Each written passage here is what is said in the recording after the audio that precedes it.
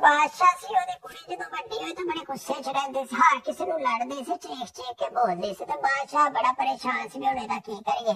फिर बड़े सियाणियां नूं पुछिआ, इक सियाणे ने उहनूं दस्सिआ भी इहदा इलाज जिहड़ा है ना एक फल च है, और ओह फल नूं कहंदे ने केला। हुण तुसीं वेख लो कि ओह केला हुण लोकल भी है, होर मुल्कां दे भी चंगे चंगे केले ने, छोटे भी ने, वड्डे भी ने, छितरी वाले ने। ताजा लैके सख्त जिहा केला होवे, ज्यादा गलिआ ना होवे, पुराना पक्किआ ना होवे। पुराने केले फिर जरा नरम हुंदे ने ते ओह ढिल्ले जे हो जांदे ने। जरा इहनूं मजबूत जिहा केला खवा जेहड़ा चितरी पैण तो पहले दा हुंदा। ओह फिर एक लोकल केला उहनूं लिआ के दित्ता, लेकिन ओहनूं पसंद नहीं आया। ते फिर होर भी केले बड़े लब्भे। फिर जाके अरब च सुनिआ केले हुंदे, उन्हां दे भी केले चेक कीते। फिर डॉक्टरां कोलों भी केले चेक करवाए।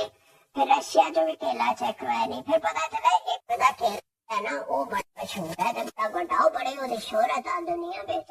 ओहदे नाल राबता करने की कोशिश की, उन्हें कहा मैं तो केला नहीं देंदा।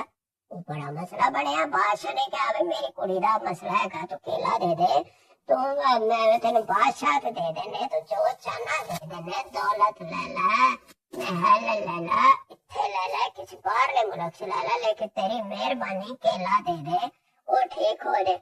वो इन्ने बड़े गुजर गए, लेकिन वो ना मन्निया। आखिर बादशाह ने तंग आके फौजां भेजियां ते ओनू फड़ के जेल च सुट्टिया।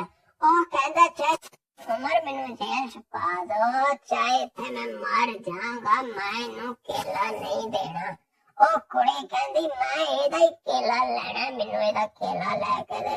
ओह सारे लोकी हुण बैठे ने, लोक दुआवां भी मंगदे ने।